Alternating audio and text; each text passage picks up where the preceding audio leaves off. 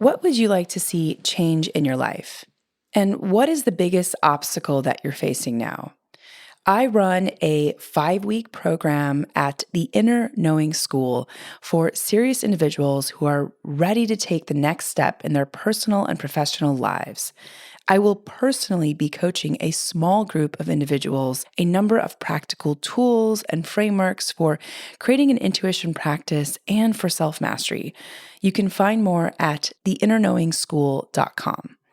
I have a master's certification in intuition medicine, and I've condensed 10 plus years of experience and research navigating how to harness your energy and intuition in an easy to access live curated course.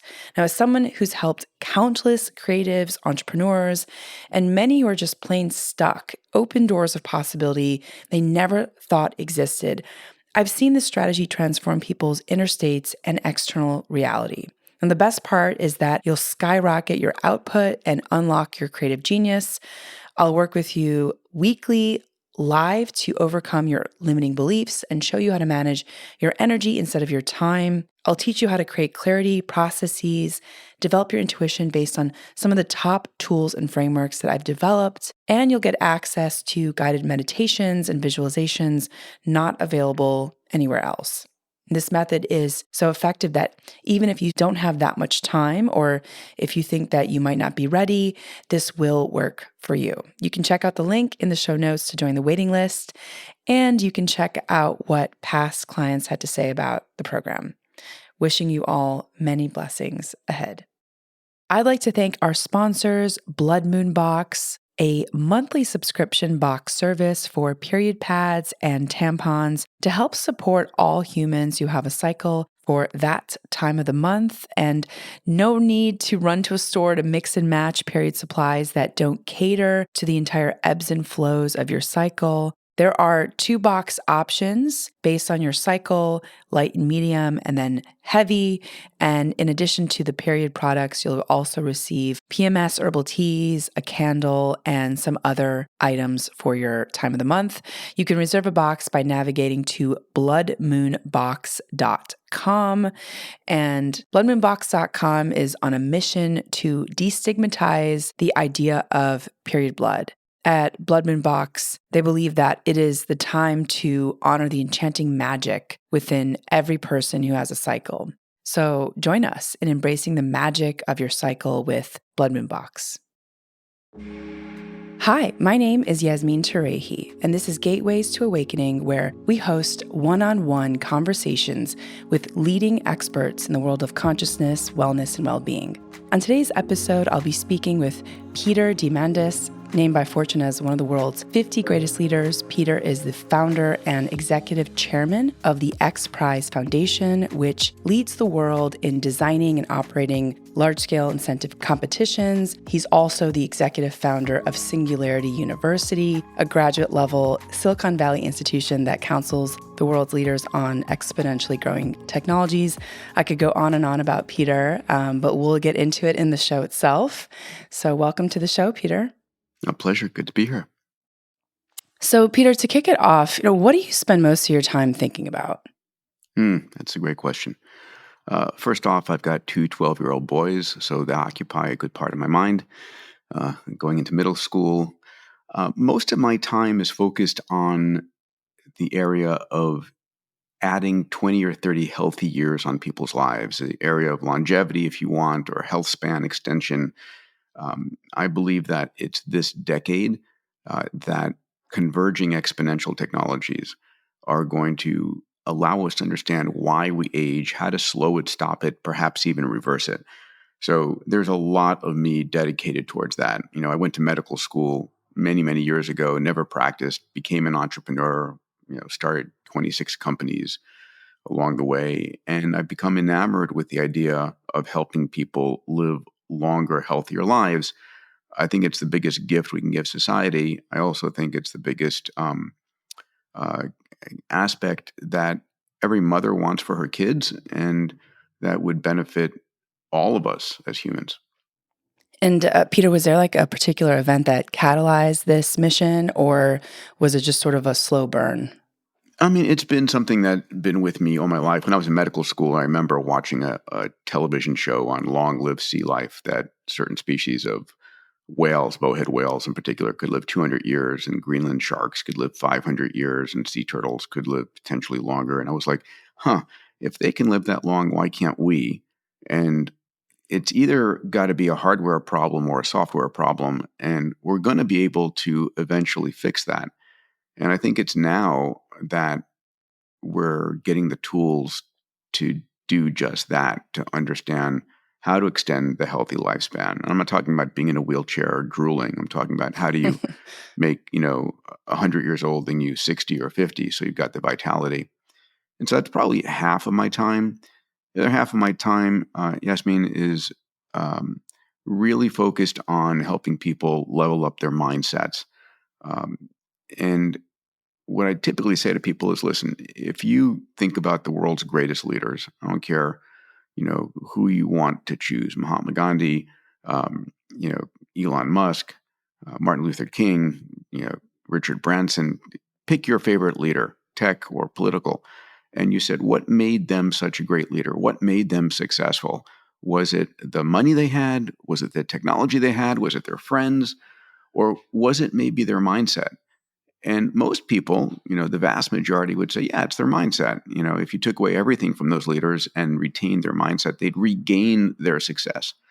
And so if that's the case, the question I ask people is, what mindset do you have? Where did you get it? And more importantly, what mindset do you need for the decade ahead? So the books I write, the blogs, the podcasts, the work that I do in coaching, you know, 360 CEOs and such, is really focused on helping them up-level their mindset. Hmm. So this is a topic I absolutely love thinking about and talking about. This idea of identity, creating thoughts, beliefs, and actions.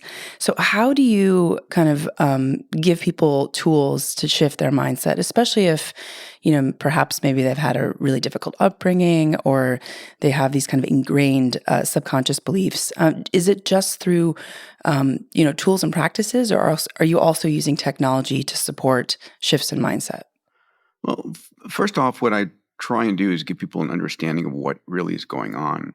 And, the recent 3 to 5, maybe 7, 8 years, most everyone on the planet starting to, wake up to what's going on in artificial intelligence. And they've heard about neural nets and machine learning. And what we've learned from these technologies is that when you train a neural net is basically a computational structure based on the human brain. It's like uh, artificial neurons, if you would. And you train an AI to recognize cats by showing it image after image after image of a cat. And after a time, it begins to realize a cat's got little ears here and a tail, and it's got typically got fur and 4 legs. In the same way that we humans as children begin to recognize a square, a circle, a triangle, and it's repetitive, um, you know, uh, demonstration or intake of information, and that shapes the way your mind works. And in the same way, we are constantly training our mindset by the stuff we take in. So I like to say, if you're watching CNN, which I call the crisis news network or the constantly negative news network, you're going to be training your mind in fear and scarcity. So the first thing I'm telling folks is, listen, you're always training your mindset by virtue of what you read, what you watch, who you hang out with, the conversations you have. And you can retrain your mindset if you're clear where you want to go by what you read, what you watch, who you hang out with, what you have on your walls. And I'm, in the same way that, when I'm teaching people about health and longevity, I'm saying, listen, let food be your medicine. Be careful, what you're eating and taking into your body, minimize sugar, whole plants, things like that. And I'm very religious about what I take into my body to nourish it. I'm also very religious about what I let into my mind to shape my mindset. And so that's the first fundamental. You have to choose what you want. The equivalent is, if you want to get skinny and you're overweight, hang out with skinny people. Or if you're out of shape, you want to get into shape, hang out with people who, go to the gym every day. These things rub off on you. So just some thoughts there. So, what about this, concept of discernment, like really, fine tuning your own algorithm? How do you, let's say, protect yourself or create boundaries when it comes to your mindset? You travel a lot. You're probably exposed to so many different types of people. So, when things are moving so fast and you are so integrated in society, how do you protect your mindset? Do you have rituals? Do you have practices that you do yourself every day? I do. I do travel a lot, and I'm on the road, and I'm usually on the stage, the one talking. So it's easy to protect your mindset when you're proclaiming it. um, I do get into debates and arguments, and I use those debates, arguments, conversations to try and shape uh, the way I think about things. And those are, growth opportunities. I'm constantly writing. So in the morning, so my practice that would tie to this is, a gratitude practice at night when I go to sleep. What are the things that I'm most grateful for from the day? And they typically, when I'm in town at home, will revolve around my conversations with my kids or an interaction with them or something along those lines, or someone I met, or a thank you I received, whatever it might be. It's the simple things that give me that gratitude in life. In the morning, there is a meditation. I'm not a long meditator. It might be 10, 15 minutes, but it's a chance to just check in with sort of like myself, my body, the cosmic intelligence, if you would. And then the other thing is to be very clear about what I hope to achieve in that day.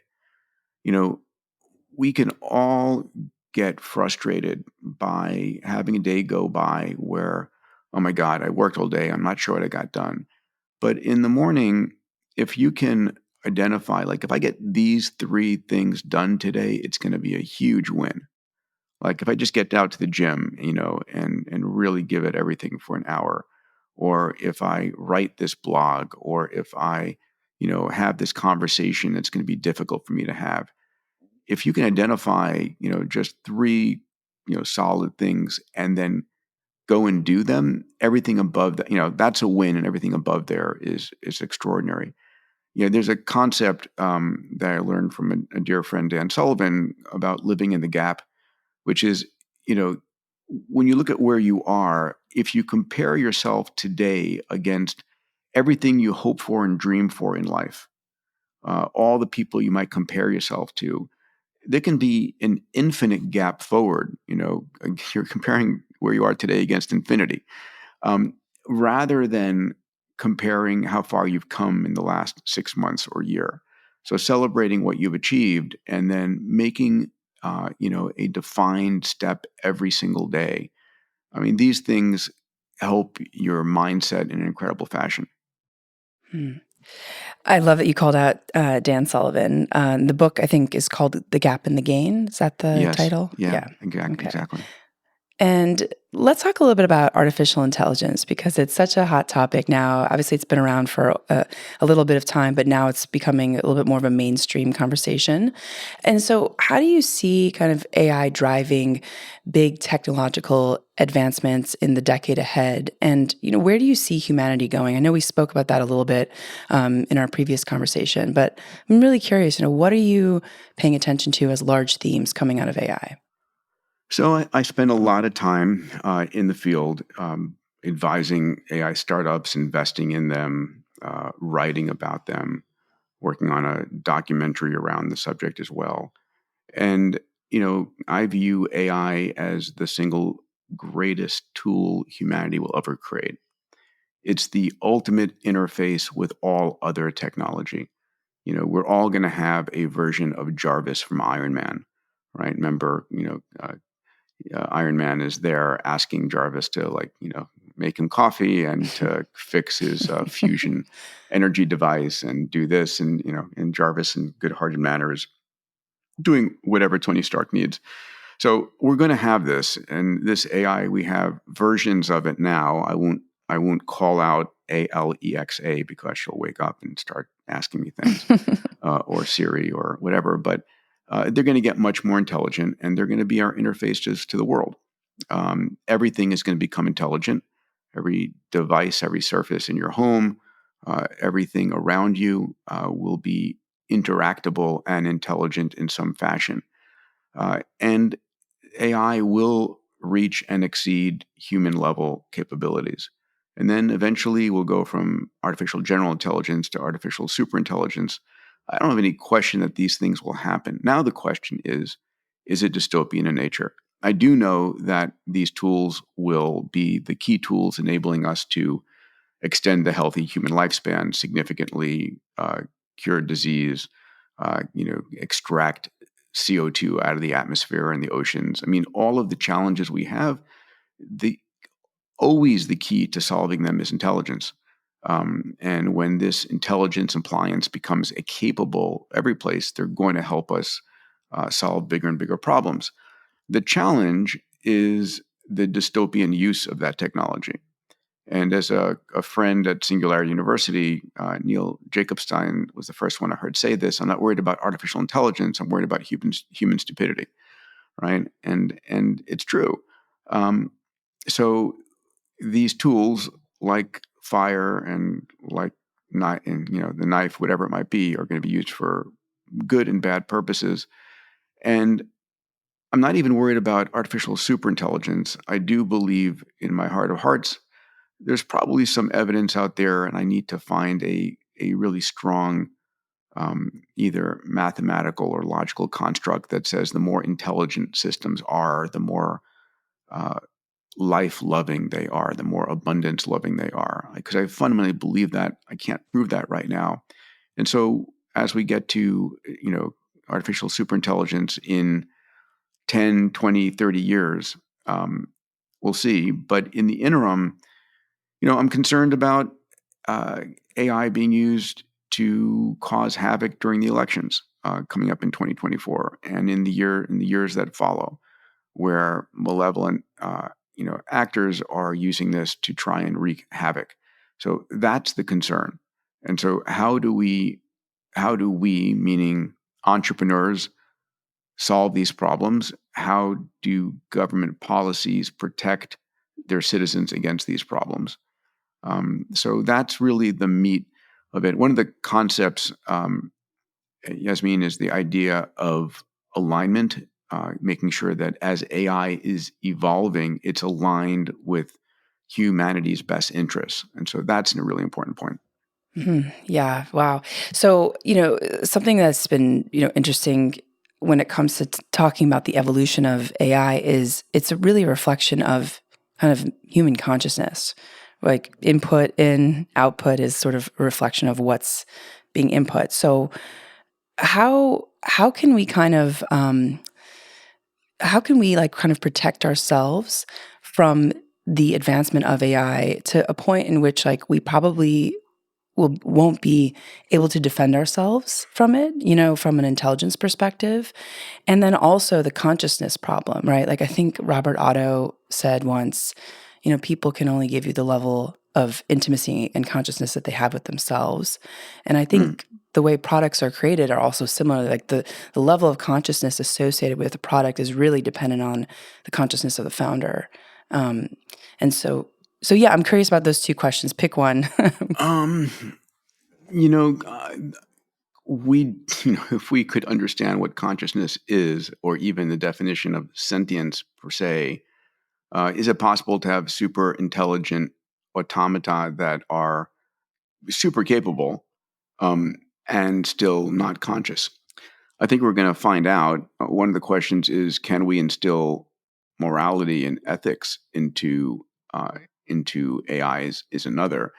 Mo Gadot, who's a friend, he wrote an amazing book called Scary Smart. He wrote first a book called Solve for Happy, which I commend to everybody, and then an amazing book called Scary Smart on the topic of AI.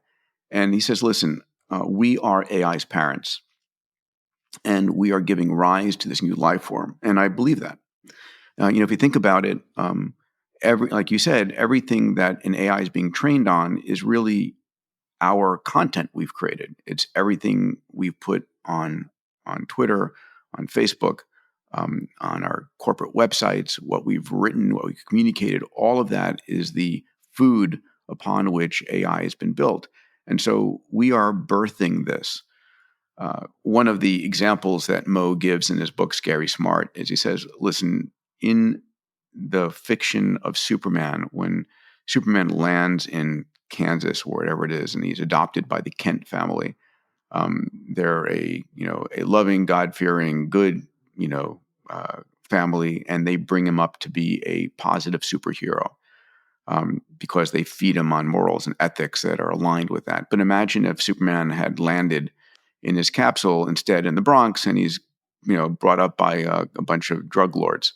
Would he have been a supervillain? Right. So as we give birth to this intelligence, how are we feeding it? What mindset are we creating for it as well? And so a lot of the conversation right now on making sure we have alignment, again, with AGI as it's evolving, is to make sure that the training sets we're giving it are training sets that reflect our ethics and morals that we desire. And specifically, like, let's talk about ethics, because I think that's a really interesting topic. How are ethics being integrated in AI currently, and what do you think that kind of future conversation, or perhaps, a think tank, an ethics think tank, how is that going to be sort of integrated into the larger conversation? That's a great question, and I don't know that people are really taking on ethics and morals in the training of AI fully yet. But it is the conversation that's happening at OpenAI. Sam Altman's spoken about this at some length. Imad Mustak at Stability AI has been talking about creating a set of training data sets that would be foundational for all AIs. And of course, ethics and morals are different in different nations and different times. And it's incredible, to think about this, that we accept what our morals and ethics are today, but they weren't always that way. And the way we behave towards each other today may not be the way it will be, 10, 20, 30 years from now. I remember asking AI a question of what is humanity doing today that 30 or 40 years from now will be considered immoral, unethical. And one of the answers was, you kill animals for food. And that's a fascinating answer. Hmm. Wow. Yeah, this question of morality it's interesting because it is dependent on culture, on time, on I grew up Middle Eastern American, right? So morality is a very different conversation in the Middle East than it is in the United States.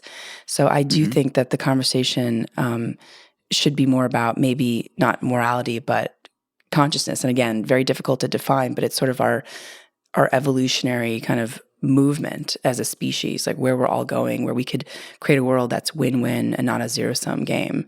But that's not where we're currently at. So let's talk a little bit about XPRIZE. So you are the founder of XPRIZE.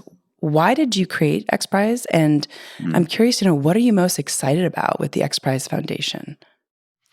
Sure. So I was born in the 60s, and I was raised, I was weaned on Apollo and Star Trek, right? So Apollo showed me this is what the world can do today. And I jokingly call Star Trek that scientific documentary that shows us where the world is going.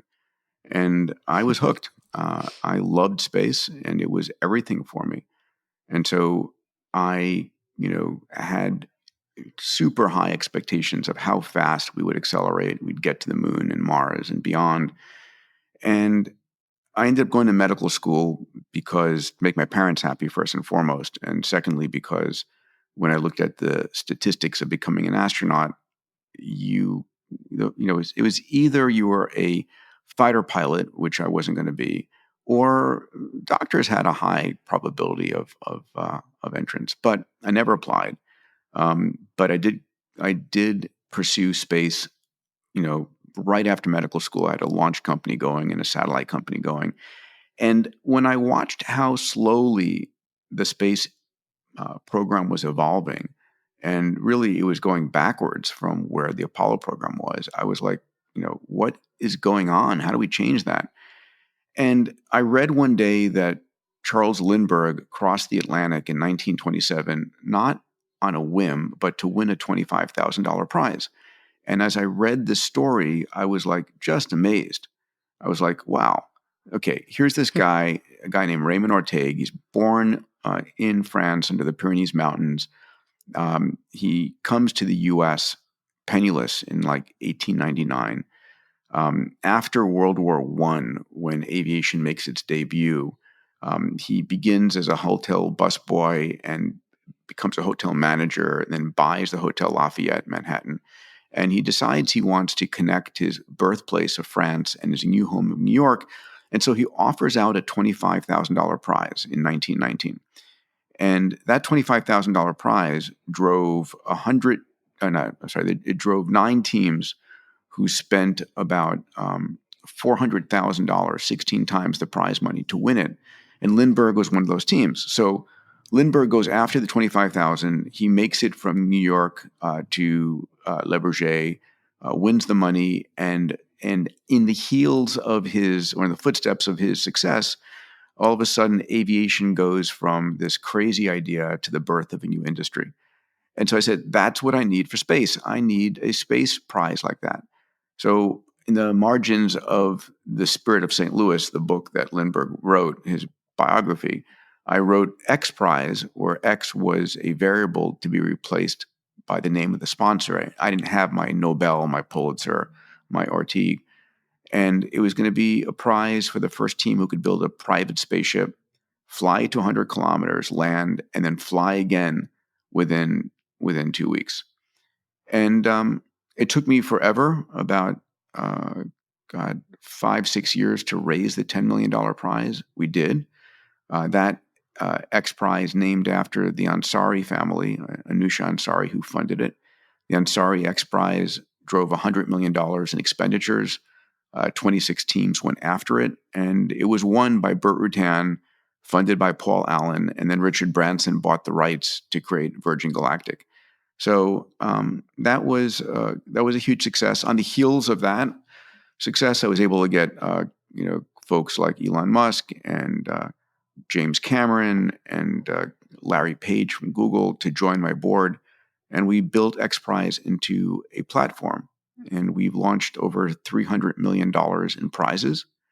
And again, these prizes are not for an idea. They're for someone who actually goes out and builds something, goes and makes it happen. You have to demonstrate a very specific goal. So we've done prizes for mapping the ocean floor in 30 times faster than the tech that existed before. We have prizes for removing CO2 out of the atmosphere. We have a $100 million X Prize that Elon Musk has funded. We have prizes for stopping wildfires at their inception. And so that's the XPRIZE Foundation. Very proud of it. So, Peter, what are some of the prizes that you're most excited about right now, or that maybe you're working on right now in the next year or two? Yeah, sure. So we just launched that wildfire prize I mentioned to you. Living in California and having family in Greece and seeing just the havoc wildfires are taking. This is a prize that says you have to monitor 1,000 square kilometers, and if you detect a wildfire, you have to put it out within 10 minutes. Right. So when's the best time to zap it? At the very inception. Right. If it's bigger than 2 meters or if it's moving, put it out. The prize I got Elon to fund for $100 million on gigaton carbon removal is a big one. We're getting ready to launch a prize, hopefully before the end of the year, on extending the healthy human lifespan. And then a very large prize we're discussing on large-scale desalination, right? People talk about water wars and water scarcity, and it's an issue in different places, but we live on a water planet, right? 2/3 of the surface is covered with water, but it's salt water. All right, 97.5% is salt water, 2% are ice caps, and we fight over 0.5% of the water in our lakes and our rivers. But what if you could extract water from the atmosphere or desalinate on demand? And we're pursuing prizes in food, water, waste, in education, in healthcare, um, in biodiversity. One of the prizes we talked about recently, which I love, is can you use AI to translate and communicate with animals? Imagine an AI that's able to learn the language fully of an animal and communicate with you in some level of accuracy in both directions. These are all just fun, crazy ideas, and I like to say the day before something is truly a breakthrough, it's a crazy idea. That's amazing. I'm waiting for that. And what about the builders and creators that are pursuing these prizes? Have you noticed like themes emerging out of who's kind of like where the builders and creators are coming from, like maybe certain parts of the world or what types of kind of profiles they have? I'm just curious, kind of who are the people who are excited about building and creating these new technologies? They're entrepreneurs. They're individuals who are tired of waiting for someone else to solve the problem. They're individuals who are um, desirous of taking action. You don't have to be a technologist to do this. You can be someone who can organize a group of technologists, right? I say everybody has a role. You could be a great fundraiser, a great marketer, a great storyteller. Um, you can write the checks, or you can go and scrub the dishes, whatever it might be. But putting together a team that says we're going to go after solving this issue. One of the things XPRIZE does is it gives people a target to shoot for, right? Because without a target, you'll miss it every time. Right. I love that. So all types of people can really get involved in XPRIZE. It's not just for engineers or, product folks. It's for Yeah, everyone. Okay. it is, and we have some competitions. We have high school teams. We had a junior high school team, led by their teacher, and you may not win, but just attacking the problem and thinking about it is a huge part of the equation. Yeah, absolutely. Wow. So let's talk a little about Singularity University. You're also the executive founder of this hmm organization. I'm curious, why did you create Singularity University, and what are you most excited about for it? Sure. So I'll go back and forth between Singularity University and Abundance 360. Abundance 360 is the highest level of Singularity U, and I run a 360 around throughout the year. The year is 2008. I'm going to take us back there, and I was trekking through Patagonia in Chile, and I brought one book with me, which was Ray Kurzweil's "The Singularity Is Near." And it's it's this 3-inch thick hardback book in my backpack. And I'm reading the book and I'm just enamored by it. I mean, in all honesty, I'm a techie and a geek, and I'd studied medicine and engineering and biology, and most of what I read in it I had known, but the way he presented it, that we have these exponentially growing technologies. Um, and these technologies are, computation, sensors, networks, AI, robotics, 3D printing, synthetic biology, AR, VR, blockchain. And these technologies are all doubling in power every, 18 to 24 months. And they're converging. And as I read this, I'm like, oh my God, this is amazing. These are the technologies that are going to change everything. They're the power to solve every problem. They're the power to make dreams come true. And I reached out to Ray, who I had known. I was recruiting him onto my board at the XPRIZE. And I said, Ray, let's have lunch. And I sat down with him and I said, Ray, there's no place on the planet that you can go and really get an overview of where these technologies are today and where they're going in the years ahead. I'm not talking about becoming a technologist. I'm not talking about how to code AI or how to, basically design a new life form. I'm saying conceptually, understanding where the tech is and where it's going and the tools it's giving you. And I'd like to start a university, and I called it Singularity University. Years earlier, I had co-founded something called the International Space University, which is now in Strasbourg, France, which was an interdisciplinary international university for the study of space. And I said, I want to build something like ISU, and I want to call it Singularity University, SU. And we shook hands on it, and off to the races. We announced it at TED.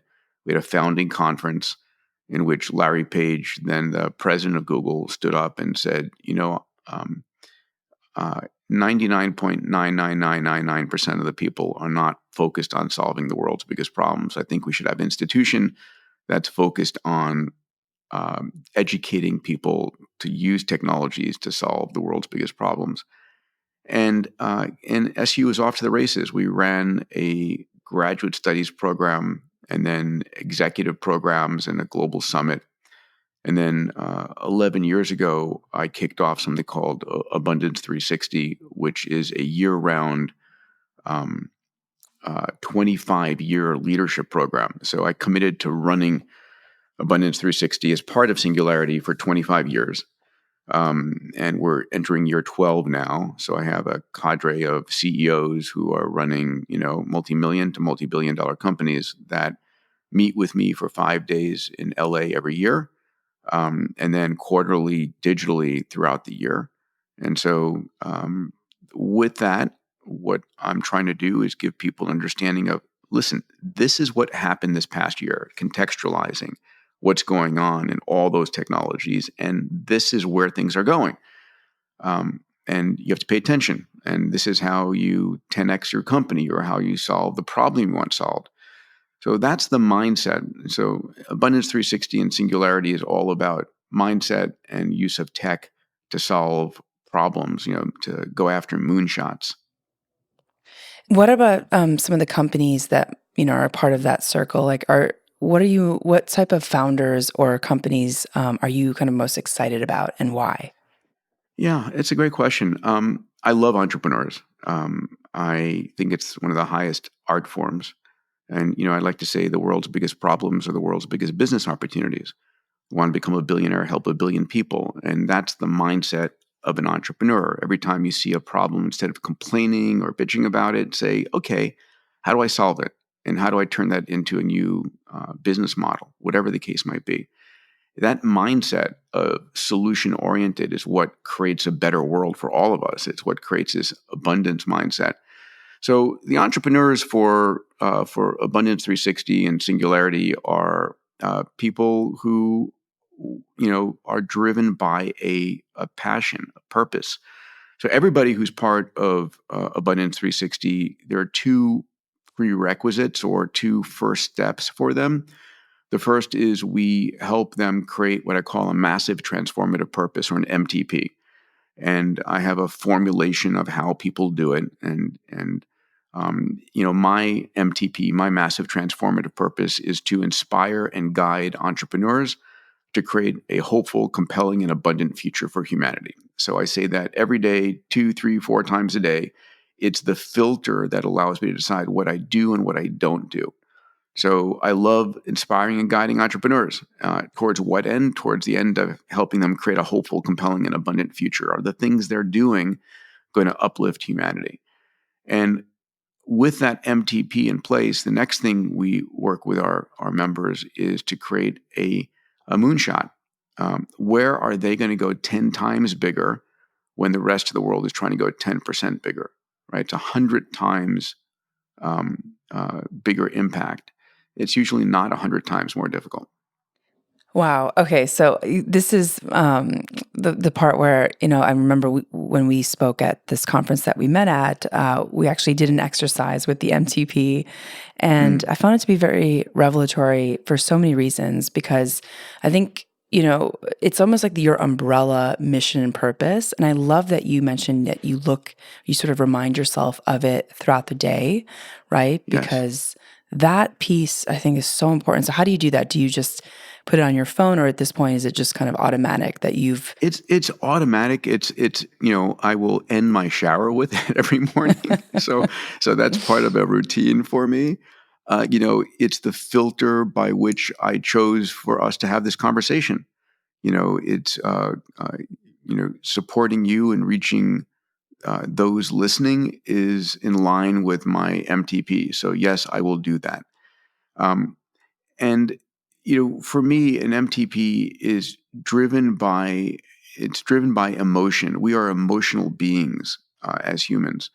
And it is either driven by an emotional positive energy of awe and excitement and desirement to make the world a better place, or it can be driven by a negative emotion, meaning you are hurt, you are injured, you never want that to happen to anybody else, and you are committed to solving that problem, to decimating that issue.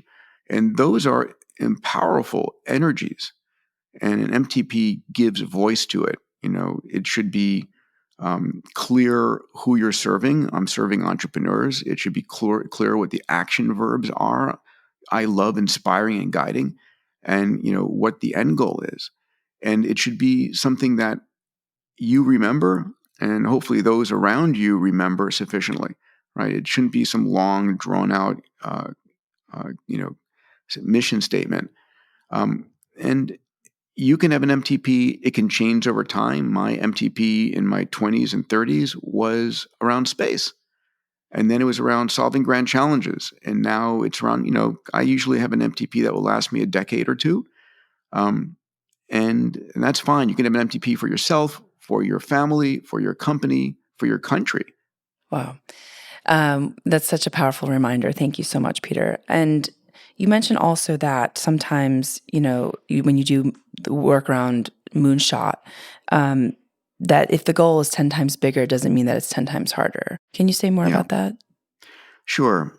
So, and there's a lot of examples here, but most of us, if we're entrepreneurs, if we're running a foundation, whatever you're doing, and if you've got a big dream, you're typically year to year, day to day, you're hoping for 10%, right? If you can increase your income by 10% or reduce your cost by 10% or get 10% more viewers, whatever the case might be, that's good. And, that's the majority of the world is like, that's a good increase of 10%. A moonshot is not 10%, it's 1,000%. It's 10x bigger, 10 times 100%, right? So it's 1,000%. And the example, one of the incredible thinkers in this area is a gentleman named Astro Teller, and a lot of this comes from his teachings. Astro is the captain of moonshots at Alphabet.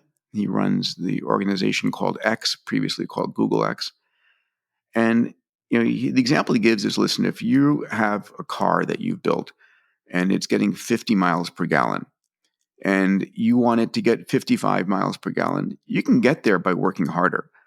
You can make it more aerodynamic. You can use lighter weight materials. You can fine tune the engine somewhat, get better tires, and you'll get from 50 miles per gallon, or I guess we should use kilometers. Anyway, it doesn't matter. But you can get it to 55. But if you want to get from 50 to 500, there's no way you're going to get there incrementally. It just isn't going to happen.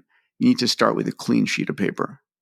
And the prototypical example I write about here is, I knew Elon back in 2000 when he sold PayPal to eBay. And I met him when he decided to want to get into the space business. And he originally went to Russia to go and buy a Russian launch vehicle for the purpose of launching a mouse around Mars, or to land a plant on the Martian surface as a mechanism to encourage NASA to do more, to get people to think about going to Mars. And he goes to Russia to buy a rocket, and the rockets that the Russians have been all using are effectively old intercontinental ballistic missiles, ICBMs, where you take the warhead off the top and you put your satellite on there. And here comes this multi-centimillionaire from U.S., and so the Russians are trying to gouge him on prices. And he looks at this old hardware, being the tech genius that he is, and he goes, "This is ridiculous. Not only am I not going to buy your rocket, but I'm just going to start my own rocket company." And he comes back, and the holy grail of space, and I've been in it for God knows 35, 40 years, is reusability. And if an airplane that flew you from New York to London was thrown away at the end of every flight, it'd be really expensive to fly to London. It's the fact that the airplane can be refueled and flies back and forth, thousands of times, that makes it affordable for us to buy, a ticket to London for $500. So he started with a clean sheet of paper, and he built his Merlin engines to be fully reusable, and then built the Falcon 1, the Falcon 1E, the Falcon 9, the Falcon Heavy, and now is building Starship. But he started with a clean sheet of paper, and SpaceX is running circles, like orders of magnitude better than every government space agency out there. And so that's an example. I have my own examples in health, in the kinds of companies I'm trying to build. One of them is called Fountain Life, which is sort of the most advanced diagnostics and therapeutics. And our mission is, helping people really detect disease at the very beginning, but also predict what's likely to happen and prevent it from coming down. And the best way to, grow older is to not die from something stupid, something that was preventable, and then the most advanced therapeutics. So each of us can look at what's your moonshot, right? What is it that is a bold goal? You may not know how to get there, right? If it's a real moonshot, you don't know. It's a 10-year objective, and it's a crazy idea, and you need to get there a step at a time. Hmm. I love the idea of the moonshot, because it's like a vision that is pulling you, as opposed to you kind of reacting and responding to kind of Mm-hmm. smaller Yes, goals. It's just, wow, powerful. So, Peter, I know we're coming at time, but I have a couple last questions. please. I think our audience oftentimes is really interested in learning about different strategies that they can, utilize to sort of stay relevant and upskill, especially in this like adapting, work environment. And so what do you think people should be doing when it comes to the future of work, and also the future of their own like kind of personal life with AI and technology? I mean, what would you tell people to sort of be thinking about or doing today, as these changes are coming online? Well, the first thing is play and be curious. Um, I think everybody should be playing with AI, whatever elements, whether it's ChatGPT or Bard or um, uh, any of the other players that are coming out right now. It's really play to the maximum degree you can. We can be curious, meaning you can learn about any of these things for free on YouTube, right? Or hop on ChatGPT and ask it, "What should I know about AI?" And then just start having a conversation and go down rabbit holes. Um, that's the amazing world that we live in. Eventually, every profession is going to first go through a phase where it has an AI co-pilot, where AI is your thought partner. It helps you in everything you do. Eventually, all of the doctors I know, I tell them, listen, diagnosing without AI in the loop is going to become malpractice very soon. The best surgeons in the world are going to be robots driven by AIs. It's not a matter of if, it's only a matter of when. They'll be slowed down by regulations and fears and so forth. But all of this demonetizes and democratizes access to incredible health. And so understanding that, the second thing is, I think everybody should really get, really clued into what is your MTP, what is your moonshot. No matter what stage you are at, no matter what you're doing, these are things that you should enable yourself with, Yeah, I built an AI engine that is available free. If you go to, I think it's moonshotplanner.com. I'll actually check while we're talking here if that's the right URL. Yeah, moonshotplanner.com, and on that website, it's totally free. It will an AI engine that I've trained up in through my books and all will help you first off design your massive transformative purpose, and then once you have that, help you craft a moonshot and stage your moonshot. Like, hey, this is my 10-year goal. This is where I need to be in 5 years. This is where I need to be in a year. These are the things I want to think about over the next month, and this is the first thing I do, like this afternoon, right? Um, and so those are the elements. I think guard your mindset. What mindset do you want to have? Should you have? Some of my next books will be on mindset in particular, because I think it's the greatest gift we have and we can shape for ourselves, for our employees, for our families. Amazing. Okay, so we'll include that link in the show notes, moonshotplanner.com, so that folks can really be tuning their awareness, like putting their radio dial to the station that they want to listen to, as opposed to, it's almost like playing offense rather than playing defense in life. Absolutely.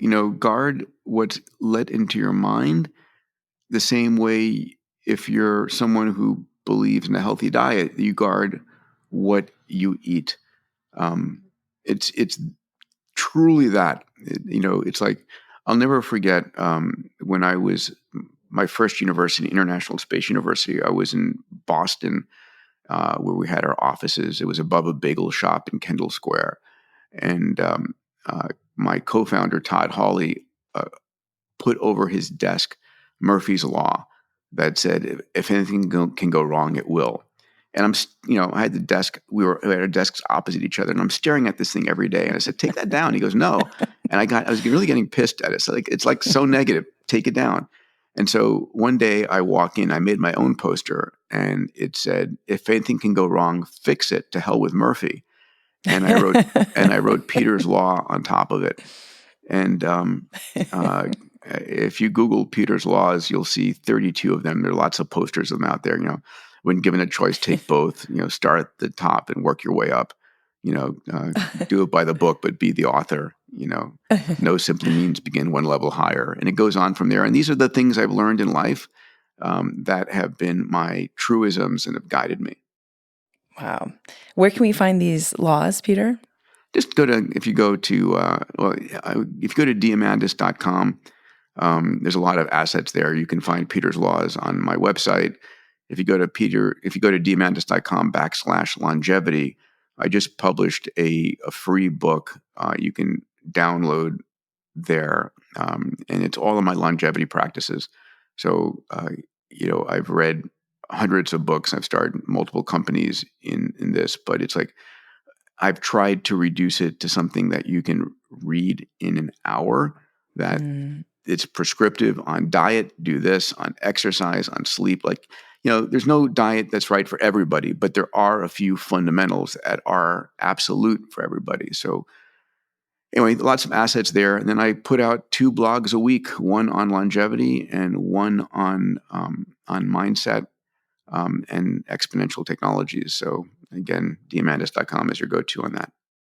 Okay, perfect. And we'll also include that in the show notes. So, Peter, looking back on your journey, I mean, you have such a hyphenated career and it's just been so prolific. What sort of things have surprised you the most? Looking back, it could be about anything, the technology, humanity, entrepreneurs. U.S. politics, but I don't have no time for that. Unfortunately, I tell people you can ask me about anything, just not politics or sports.